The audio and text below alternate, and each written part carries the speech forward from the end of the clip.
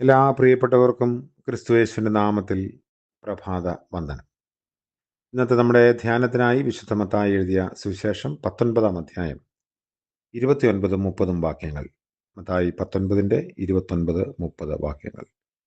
എൻ്റെ നാമം നിമിത്തം വീടുകളെയോ സഹോദരന്മാരെയോ സഹോദരികളെയോ അപ്പനെയോ അമ്മയെയോ മക്കളെയോ നിലങ്ങളെയോ വിട്ടുകളഞ്ഞവന് എല്ലാം 100 മടങ്ങ് ലഭിക്കും. അവൻ നിത്യജീവനെയും അവകാശമാക്കും. എങ്കിലും മുമ്പന്മാർ പലർ പിമ്പന്മാരും പിമ്പന്മാർ മുമ്പന്മാരും ആകും. കർത്താവിൻ്റെ പരിശുദ്ധ നാമം വാഴ്ത്തപ്പെടട്ടെ. പുതിയ പ്രഭാതം അതിൻ്റെ എല്ലാ സാധ്യതകളോടും കൂടി ദൈവം നമുക്ക് ദാനമായി നൽകിയിരിക്കുന്നു. എൻ്റെ നിമിത്തം വീടുകളെയോ സഹോദരന്മാരെയോ സഹോദരികളെയോ അപ്പനെയോ അമ്മയെയോ മക്കളെയോ നിലങ്ങളെയോ വിട്ടുകളയുന്നവന് 100 മടങ്ങ് തിരികെ ലഭിക്കും. ഇതൊരു അസാധാരണമായ വാഗ്ദത്തമാണ്. ലോകത്തിൽ ആർക്കും ഇങ്ങനെയൊരു വാഗ്ദത്തം ഒരു മനുഷ്യന് നൽകാൻ കഴിഞ്ഞിട്ടില്ല. കർത്താവായ യേശുക്രിസ്തു മാത്രമാണ് ഇത് നമ്മളോട് പറയുന്നത്. അത് 100 മടങ്ങ് ലഭിക്കുമെന്ന് മാത്രമല്ല, നിത്യജീവൻ അവകാശിയാകുമെന്ന് പറയുന്നു. വിശുദ്ധ മർക്കോസ് പറയുമ്പോൾ ഉപദ്രവങ്ങൾ എന്നും കൂടി കൂട്ടിച്ചേർക്കുന്നുണ്ട്. 100% 100 മടങ്ങാണ്. ലോകത്തിൽ ഒരു ബാങ്കും സ്ഥാപനവും കൊടുക്കാത്ത ലാഭവിഹിതം അല്ലെങ്കിൽ പലിശ നിരക്കും ഒക്കെ ഇതിലുണ്ട്. അതായത് 100 രൂപ മുടക്കുന്നവന് 10,000 എന്നാണ് അർത്ഥം. ഇന്ന് ഈ മണി ചെയിൻ വ്യാപാരങ്ങളൊക്കെ ഇങ്ങനെയാണ് മനുഷ്യരെ ആകർഷിക്കുന്നതും. ഡെപ്പോസിറ്റ് ചെയ്താൽ കൂടുതൽ കിട്ടുമെന്നൊക്കെ പറഞ്ഞ ആളുകളുടെ പണം അടിച്ചു മാറ്റുന്ന ആളുകളൊക്കെ ഉണ്ട്. കർത്താവ് പറയുന്നു, എൻ്റെ നിമിത്തം അല്ലെങ്കിൽ ദൈവരാജ്യത്തിന് വേണ്ടി മറ്റുള്ള ചില കാര്യങ്ങൾ ഒന്ന് അകറ്റി നിർത്താൻ പറഞ്ഞാൽ അതിനെ ഉപേക്ഷിക്കണമെന്നോ വേണ്ട എന്ന് വയ്ക്കണമെന്നോ ഒന്നുമല്ല. അപ്പനെ നോക്കരുതെന്നോ അമ്മയെ നോക്കരുതെന്നോ സഹോദരങ്ങളെ കരുതാതിരിക്കണമെന്നോ ഒന്നുമല്ല പറയുന്നത്. ദൈവത്തെക്കാൾ ഉപരിയായി മറ്റുള്ളതിനോട് കൂടുതൽ ബന്ധം പുലർത്തിയാൽ നമുക്ക് ഈ ഭൂമിയിൽ തന്നെ നഷ്ടങ്ങൾ വരും, നിത്യജീവനും നഷ്ടമാകാൻ സാധ്യതയുണ്ട്. എല്ലാറ്റിനും ഉപരിയായി കർത്താവിനെ സ്നേഹിക്കുന്നുവെങ്കിൽ തീർച്ചയായും നമുക്കതിന് പ്രതിഫലം നൽകുമെന്നാണ് കർത്താവ് പറയുന്നത്. മുമ്പന്മാര് പിമ്പന്മാരാകുന്നു.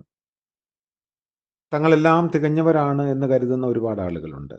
അത് ദൈവികമായും മറ്റ് വിഷയങ്ങളിലൊക്കെ, സാമൂഹിക മത രാഷ്ട്രീയ സാമ്പത്തിക കാര്യങ്ങളിലൊക്കെ തങ്ങൾ മുമ്പന്മാരാണെന്നും പ്രിയമുള്ളവരാണെന്നും ഒക്കെ കരുതുന്ന ആളുകൾ അവര് പിമ്പന്മാരാകും.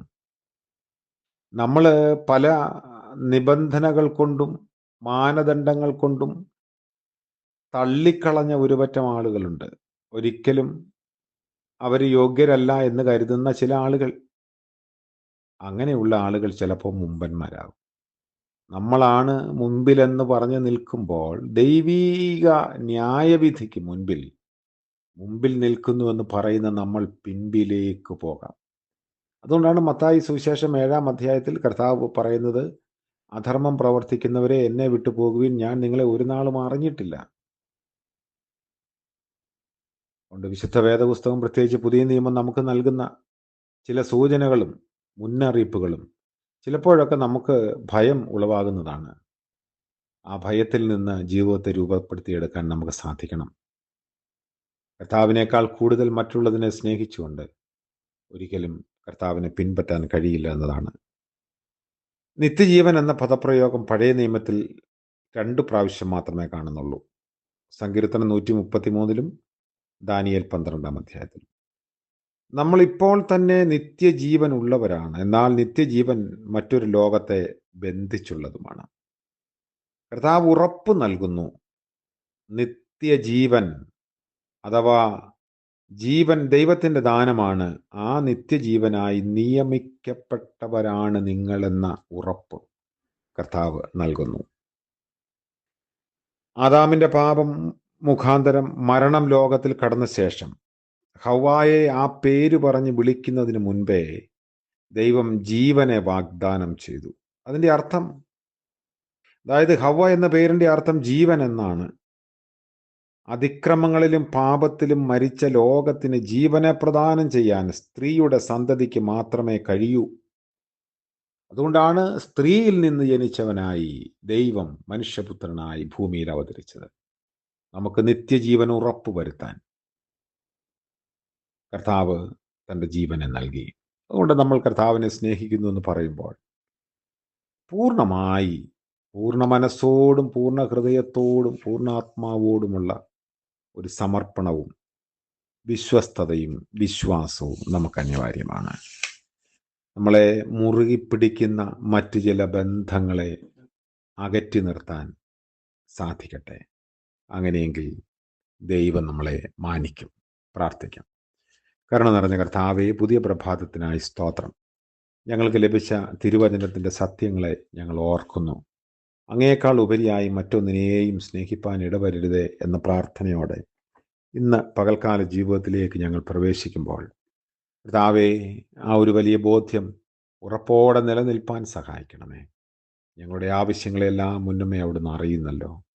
അങ്ങയെ സ്നേഹിക്കുമ്പോൾ അവിടുന്ന് ഞങ്ങൾക്ക് വേണ്ടി ഒരുക്കിയിട്ടുള്ളത് ആരും കാണാത്ത വിധത്തിലാണ്, മറ്റൊരാൾ കേൾക്കാത്ത വിധത്തിലാണ് എന്ന വചനം ഞങ്ങളുടെ ജീവിതത്തിൽ അന്വർത്ഥമാക്കണമേ. യേശുമശിഹ മൂലം പ്രാർത്ഥിക്കുന്നു. കൃപയോടെ കേൾക്കുമാറാകണമേ. ആമേൻ.